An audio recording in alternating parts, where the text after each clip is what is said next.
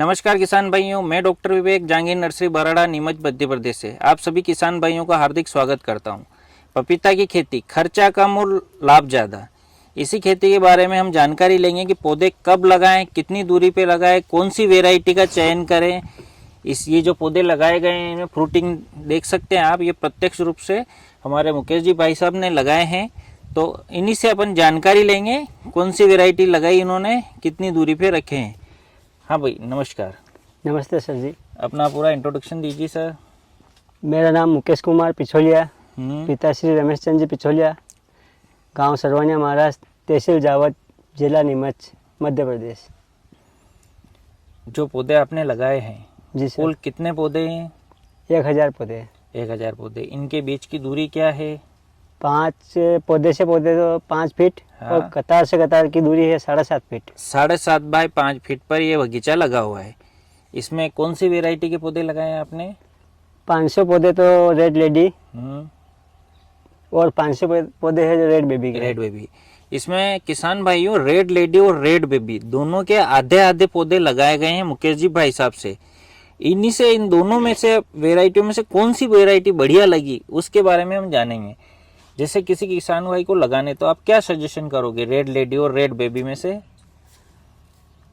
पौधे वैरायटी दोनों बढ़िया है। हाँ। बाकी अंदर से जो गुद्दा है थोड़ा रेड लेडी का बढ़िया है, लाल है, लाल निकलता इसका है। थोड़ा येलो निकलता है। इस हाँ। वजह से मार्केटिंग में थोड़ी परेशानी आती है। मार्केट वैल्यू रेड हाँ, लेडी हाँ। की रेड बेबी की अपेक्षा ज्यादा है। हाँ, तो मेरा ये कहना है कि आप रेड लेडी के पौधे ज्यादा लगाइए। आपके अगर प्रैक्टिकली तौर से अगर करना है कुछ यूज तो 15% पौधे आप किसी भी वैरायटी के दूसरे लगा सकते हैं। 85% पौधे रेड लेडी और 15% रेड बेबी के हम लगा सकते हैं। दूरी जैसे आपने 5 बाय 7.5 बताई, तो हाँ। इसमें हम सुधार करें और तो क्या किस दूरी पे हम जा सकते हैं? 8 बाय 6 पे कर सकते हैं। 8 बाय 6 पे। किसान भाइयों 5 की अपेक्षा अपन 6 बाय 6 पे प्लांट लगाइए और रो से रो की दूरी रखिए 8 फीट। वेराइटी में सर ने बताई रेड लेडी को प्रेफरेंस दीजिए। छिलका मोटा है, गुदा लाल है, बेचने में परेशानी नहीं आएगी और मजबूत वेराइटी है, मार्केट वैल्यू भी अच्छी है, जल्दी खराब भी नहीं होती है। जल्दी खराब नहीं हाँ। होती। 2-3 दिन 4 हाँ, दिन ज्यादा हाँ। रह जाए तो भी कोई समस्या नहीं आती है। हाँ। साथ ही लगाने का समय, ये मैंने बगीचा जो देख रहे हैं आप, ये 1 नवंबर को लगाया है। ये नवंबर में लगा हुआ बगीचा किसान भाइयों देख सकते हैं। नवंबर में ये रहता है, थोड़ा ठंड का रहता है, बाकी नवंबर में बढ़िया रहता है। 1 महीने पहले चालू हो जाता है हार्वेस्टिंग। हाँ, अगर फरवरी ठंड से बचा पाओ आप तो तो नवंबर में लगाओ, या फिर 1 फरवरी का सबसे बढ़िया रहता है। हाँ। नॉर्थ और मिडिल मध्य भारत में अपने को फरवरी मार्च में जाना है क्योंकि ठंड ज़्यादा रहती है, और अपन दक्षिण भारत की तरफ जाएंगे तो वो अक्टूबर नवंबर से दिसंबर में भी प्लांटेशन कर सकते हैं क्योंकि वहाँ ठंड मध्य भारत और उत्तरी भारत की अपेक्षा कंपैरिजन में कम है। ये एरिया वाइज थोड़ा निर्णय लेना रहेगा किसान भाइयों। जहाँ ज़्यादा ठंड गिरती है, पाला गिरता है, तो उस क्षेत्र में नवंबर दिसंबर में न लगाएं क्योंकि पाले से इस पौधे को नुकसान की संभावना ज़्यादा रहती है। साथ ही खेत के चयन में किस बात का ध्यान रखना होगा हमें? खेत थोड़ा ढलान पे होना चाहिए, पानी भराव नहीं होना चाहिए। जल भराव वाला खेत नहीं होना चाहिए, हल्का ढलान होना चाहिए। ऐसा खेत न ले कि जैसे कि दूसरे खेत का पानी अपने खेत में नीचे की तरफ आता है, बारिश ज़्यादा हुई और पानी भराया तो अपने पौधे गिरने की संभावना रहेगी। इसलिए कोशिश करें कि ढलान वाला खेत और जल भराव वाला नहीं हो। भाई साहब का खेत देख सकते, जैसे इसमें इनके पानी भरने की तो संभावना ही नहीं है, कंकल पत्थर थोड़े ज्यादा है। हाँ। मिट्टी कम है, फिर भी इन्होंने अपनी मेहनत से ड्रिप और स्प्रिंकलर कलर से यहाँ भी इतना बढ़िया बेहतरीन आप देख सकते हैं, बहुत ही बेहतरीन फ्रूटिंग लाई है। ये सब इन्होंने अपने दिमाग और टेक्नोलॉजी के दम पे किया है, नहीं तो इतने इस पत्थर वाले एरिया में इतनी फ्रूटिंग आ ही नहीं सकती है। इसका भी हम इसमें सिंचाई का इनसे जानेंगे, सिंचाई का कैसे क्या व्यवस्था रखी है आपने? हाँ, मेरा अनुरोध विशेष तौर से है कि अगर बगीचा लगा रहे हो तो सबसे पहला नंबर इसका प्राथमिकता ड्रिप इरिगेशन को दीजिए आप।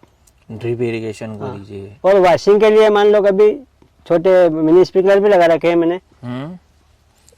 मिनी स्प्रिंकलर भी आपके कीट वगैरह, हाँ, फंगस वगैरह धुल जाए, कभी पाले की संभावना हो तो ये चला दो आप। पाले की संभावना है तो साथ में लाइन तो वही डली हुई थी उसमें आप में अलग से ये लाइन डाल रखी 32 mm की। हाँ। इसमें सिंचाई जैसे कितने कितने समय में किया आपने ये? 2 रोज में 1 घंटा या 2 घंटा ड्रिप। हर 2 दिन बाद हाँ, 2 हाँ। घंटे ड्रिप आप रोज चालू करते हाँ। हैं।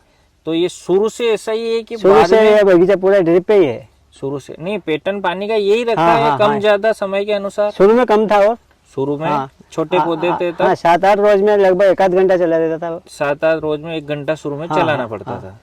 और ड्रिप लाइन तो डली हुई थी। डली हुई थी। हाँ। और चलाने के लिए कौन सा समय मेनली अपने को चयन करना होगा? ज्यादा गर्मी का समय चयन नहीं करना अपने को, हाँ। शाम को या सुबह। शाम के समय चलाना या हाँ। सुबह और ठंड? रात को हो सके तो रात को और बढ़िया रहता है फिर। रात को रिजल्ट तो रात को जैसे किसान भाई बहुत सारे कैसे चलाने आएंगे क्या? ये अपने तो मोबाइल सिस्टम से कर रखा है काम। अपने मोबाइल हाँ, सिस्टम हाँ। से, टेक्नोलॉजी से सर ने अपने खेत पर घर से बैठकर मिस कॉल देते हैं और ड्रिप लाइन चालू हो जाती। टेक्नोलॉजी का प्रयोग किया हुआ है, आप शाम के समय कर सकते। कितना क्या खर्चा आया टेक्नोलॉजी में उसमें आपके? 5,000 5,500 का खर्चा है। 5,500 का सिस्टम लगता है और हाँ, सिम कार्ड लगता है, सिम कार्ड का हर महीने अपने को बैलेंस रिचार्ज करना पड़ता रिचार्ज है। करना पड़ता है। टेक्नोलॉजी के साथ खेती कीजिए किसान भाइयों। अगर आप खेत दूर है तो आप टेक्नोलॉजी के द्वारा सिम कार्ड और इंस्टॉलेशन ये करके सिस्टम घर से भी चला सकते हैं। और पास है, नियर है, तो आप शाम के समय या सुबह, दोपहर को तेज गर्मी में कोशिश करें ना चलाएं, क्योंकि टेम्परेचर हाँ, हाँ। गर्म रहेगा, जड़ सड़न होने की समस्या। हो सके तब तो मतलब शाम को ही बढ़िया रहता है 3 बजे बाद, 3 बजे बाद, क्योंकि रात पूरी निकलती है ना, हाँ हाँ, तो तो नमी रहती है। नमी रहती है। सुबह भी हम पिलाएंगे, दिन में गर्मी रहेगी तो पानी वाष्पीकृत होकर उड़ जाएगा। और शाम को जब हम सिंचाई करेंगे तो रात भर का उसको मौका मिलेगा, तो जड़ों के द्वारा अब्जॉर्प्शन हो जाएगा। ये बातें इसलिए महत्वपूर्ण है क्योंकि इनके जो खेत है ये देख सकते हैं आप, यहाँ पे बिल्कुल कंकल है।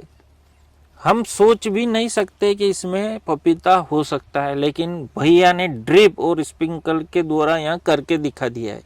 और फ्रूटिंग भी बहुत ही लाजवाब, हर पौधे पे 50 किलो 1 क्विंटल की फ्रूटिंग आई हुई है। अच्छा, ये वेराइटी में कोई पौधा नर तो नहीं निकला? बिल्कुल नहीं निकला, एक भी पौधा नर हाँ, नहीं है? बिल्कुल भी नहीं। प्लांट कहाँ से लिए थे आपने? ये जहांगीर नर्सरी बराड़ा डॉक्टर साहब के यहीं से लिए थे। ये अपनी नर्सरी है, हम प्लांट का सप्लाई करते हैं पूरे भारत में। जहांगीर नर्सरी बराड़ा के द्वारा प्लांट सप्लाई किए जाते हैं। 100% ओरिजिनल प्लांट है। आप बिल्कुल समय पे, जैसे अभी फरवरी मार्च के लिए बुकिंग चालू हो गई है, तो आप प्लांट बुक कराकर पौधे, ओरिजिनल पौधे, रेड लेडी, वीएनआर, जिस भी वैरायटी के आप प्लांट बोलेंगे वो अवेलेबल है। भैया ने अपने बगीचे पे रेड लेडी और रेड बेबी लगाया था।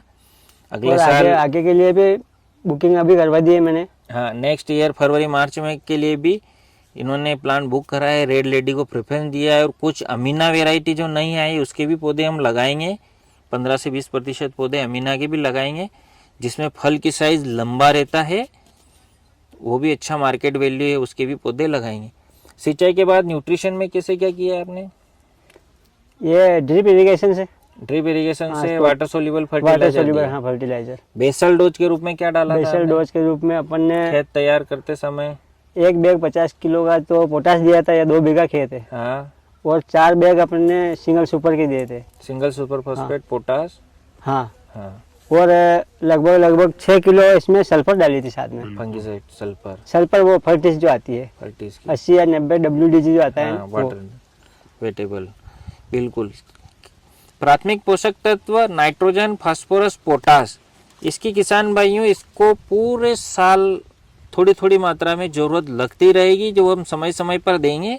बेसल डोज के रूप में प्रति ट्राली 2 ट्राली, प्रति बीघा 2 ट्राली देसी खाद डालना है, व साथ ही जो रासायनिक के कुछ हम बताएंगे वो चीज़ें देना है। और द्वितीयक पोषक तत्व में कैल्शियम, मैग्नीशियम, सल्फर, हाँ, इनका भी हम समय समय पर प्रयोग करेंगे। भैया ने माइक्रो न्यूट्रिएंट भी ड्रिप के द्वारा समय समय हाँ, पर सारे दिए। 16 ही तत्व का इसमें। नर्सरी के द्वारा आपको शेड्यूल दिया जाएगा किसान भाइयों, आपको बिल्कुल चिंता पपीता से रिलेटेड नहीं करना है। स्प्रे का शेड्यूल, फर्टिलाइजर का शेड्यूल ग्रुप बनाकर हम आपको पूरा गाइड करेंगे। अगर आपने प्लांट लगाए हैं तो आप शुरू से निश्चिंत हो जाइए, हम आपको पूरा शेड्यूल से गाइड करके शेड्यूल से स्प्रे वगैरह करवाएंगे। भैया ने भी स्प्रे किया था, हाँ, क्या क्या स्प्रे? शुरू में किया था लगभग 1.5 माह की अवधि में COC का, सीओसी और एस्टाप्रामिट वगैरह, उसमें इंसेक्टिसाइड इंसेक्टिसाइड मिला के एक निश्चित अंतराल पे आप लगातार स्प्रे करते रहे। फंगिसाइड चेंज करते रहो, बस चेंज करना, वो का हर बार वही हर नहीं बार करना। वो नहीं करना। भले हल्का से हल्का भी होगा तो चेंज चलेगा। करोगे तो काम करेगा वो। एक ही किस्म का प्रयोग करेंगे तो प्रतिरोधक क्षमता आ जाएगी और बीमारी कीटाणु भी नहीं मरेंगे और फंगस भी नहीं मरेगी। तो अगर हम चेंज करेंगे तो उनको प्रतिरोधक क्षमता विकसित करने का मौका नहीं मिलेगा। साथ ही वायरस का कैसे क्या रहा, बगीचे में वायरस तो नहीं आया नहीं आया, अभी तक? नहीं है ना। कुछ पौधे आए थे वो आपने हटा दिए, हटा भी दिया और कवर भी किया हमने, कवर भी किया, स्प्रे करके। स्प्रे किया था। क्या स्प्रे किया था वायरस के लिए? उसमें अपन ने टाटा ताकत जो आता है हाँ, वो ज्यादा असरदार रहा थोड़ा। अच्छा, टाटा टाटा का प्रोडक्ट एक वो भी है, मेथाइलेजिन मैनकोजेब, उसका भी मास्टर। प्रयोग है, मास्टर, टाटा हाँ, मास्टर वो भी बढ़िया करके। है। अच्छे ब्रांडेड कंपनियों के आप फंगिसाइड इंसेक्टिसाइड का रेगुलर इंटरवल पे और सही पोषण व्यवस्था का प्रयोग कीजिए, ताकि आपका पौधा स्ट्रोंग रहेगा, इम्यूनिटी स्ट्रोंग रहेगी तो बीमारी से लड़ पाएगा, लड़ता रहेगा। और फ्रूटिंग अभी हार्वेस्टिंग चालू हो गई है? हाँ, 1 तारीख से हो गई है, अक्टूबर से। अच्छा, क्या भाव मिल रहा है अभी? ये मिल रहा है 40 से 50 के बीच का। नीमच मंडी का? हाँ, नीमच है, अपने सरवनिया में भी है। सरवानिया में भी माल अपने ये लोकल में बिक जाता हाँ, है? बिक जाता है। बेचने में परेशानी तो नहीं आएगी? नहीं आ रही है बिल्कुल भी। आपने पहले भी बगीचे लगाए थे? 2018 से कर रहा हूँ मैं। 5 साल हो गए लगातार। तो मार्केटिंग में कैसा क्या परेशानी आती है? बिल्कुल नहीं आती है सर। ज्यादा माल हो तो नीमच, मनासा और निम्बाहेड़ा, अपने पास गाड़ी है, हाँ, उसमें 4 से 5 क्विंटल डाल के ले जाते हैं। अच्छा अच्छा, वहाँ वो कमीशन एजेंट जो है हाँ, वो बेच देते हैं। बिल्कुल बिल्कुल। कमीशन एजेंट के द्वारा 3-4 सेंटर बना रखे हैं आपने, हाँ, तो वहाँ हाँ, सप्लाई कर देते हाँ, हो हाँ। और कम माल होता है तो अपने अपने सरवनिया सरवनिया मंडी में बिक जाता है। लगभग हर 10 से 15 दिन में तुड़ाई करनी पड़ती हाँ, हाँ। होगी। ये अभी जैसे ज्यादा चलेगा तो रोज तोड़ना पड़ेगा। नवंबर के बाद, नवंबर के बाद एकदम नवंबर के तुड़ाई बाद चालू अब हो ये जाएगी, तो हर चालू दिन- होने के बाद हाँ, हर दिन लगभग ये 15 से 20 रोज ही चलेगा। डेली टूटेगा और डेली मंडी में जाएगा। हाँ, आपके पिताश्री फ्री रहते हैं तो वो उसको हाँ, मंडी हाँ, में हम लोड कर देते हैं, वो पापा बेच के आ जाते हैं। बेच के आ जाते हैं। किसान भाइयों, एक बार लगाने के 7 से 8 महीने बाद इसकी तोड़ाई चालू हो जाती है, जो लगातार 5 से 6 महीने बनी रहती है। बीच में ठंड के समय थोड़ा पकने की दर कम हो जाएगी, उसके अलावा ये लगातार चलता ठंड में रहता है। थोड़ा पानी कम कर दीजिए हाँ, तो वापिस पकने लगे। पकने में थोड़ी जल्दी हो जाएगी। अच्छा, पकाने के लिए आप डायरेक्ट बेचते हो या पका कर बेचते हो? अपन ये पौधे पे पकने देते हैं पहले, और पहला पट्टा पौधे पे बनने चारों दिया? पट्टे पौधे पे बनने देते हैं अपन। चारों पट्टे इसी पे हाँ, बनने देते हाँ। हो? फिर रात भर रहता है वो। हाँ, वो पेपर लपेट देते हो? हाँ, रद्दी लपेटते हैं। रद्दी लपेट के रात रात भर भर में रखते पक हो और जाते हैं। सुबह पक जाते मंडी। ये इस पे किसान भाइयों पकाने के लिए पौधे पे 3 से 4 पट्टे आने देते हैं, उसके बाद पका देते हैं। आप चाहो तो अगर जल्दी हार्वेस्टिंग करना है तो एक पीला पट्टा बना और तोड़कर पेपर में लपेट कर इथाइलिन की जो पुड़िया आती है उसको पानी में भिगोकर रखकर इसको पूरा ढक दे, वह पका सकते हैं। पपीता एक ऐसा फल है जिसे क्लाइमेक्ट्रिक फ्रूट कहा जाता है, जो कि पेड़ पर कम पकता है। पेड़ से तोड़ने के बाद इसके पकने की दर बढ़ जाती है, क्योंकि उसका ऑक्सीजन शोषण दर बढ़ जाती है और इथाइलिन गैस की वजह से इसकी पकने की दर बढ़ जाती है। साथ ही इथाइलिन से ये एक समान रूप से पकता है, एकदम पीला कलर पूरे पपीते पे आएगा। तो आप एक पट्टा बने, उसके बाद इसको तोड़िए और पेड़ पे पकाएंगे तो थोड़ा समय ज्यादा लेगा। अगर आपको दूर भेजना है तो आप एक सिंगल पट्टा तोड़ के पका के 2 दिन बाद आप मार्केट में सेल कर सकते हैं। ट्रांसफर करना है तो उसके लिए थोड़ा जल्दी तोड़ना पड़ेगा। ये अब आपको खुद को निर्णय लेना है, आप किस टाइप से मार्केट कर रहे हैं, कहाँ पे आपकी मंडी है, उस आधार पे आपको निर्णय लेना है। मुख्य किसान भाइयों, अच्छी वैरायटी का चयन कीजिए, सही दूरी रखिए।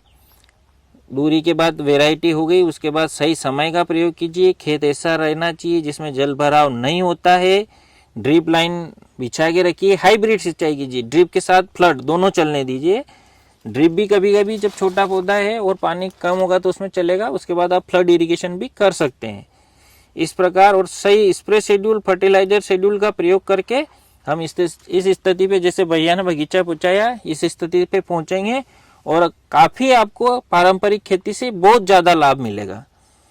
बिल्कुल, भैया से बातचीत करके बहुत अच्छा लगा। ये हर साल खेती करते हैं और बहुत ही मेहनती, बहुत ही युवा इनोवेटिव किसान हैं, जो अपनी टेक्नोलॉजी का भी प्रयोग करते हैं। दवाइयाँ के बारे में भी काफ़ी नॉलेज रखते हैं, हम भी इनसे चर्चा करते रहते हैं। हमारे यहाँ अफीम की खेती होती है, उसकी भी भैया जानकारी देते रहते हैं। इसी प्रकार किसान और विज्ञान अगर मिलकर काम करे तो तरक्की संभव है। टेक्नोलॉजी के साथ किसान भाइयों आगे बढ़ी है।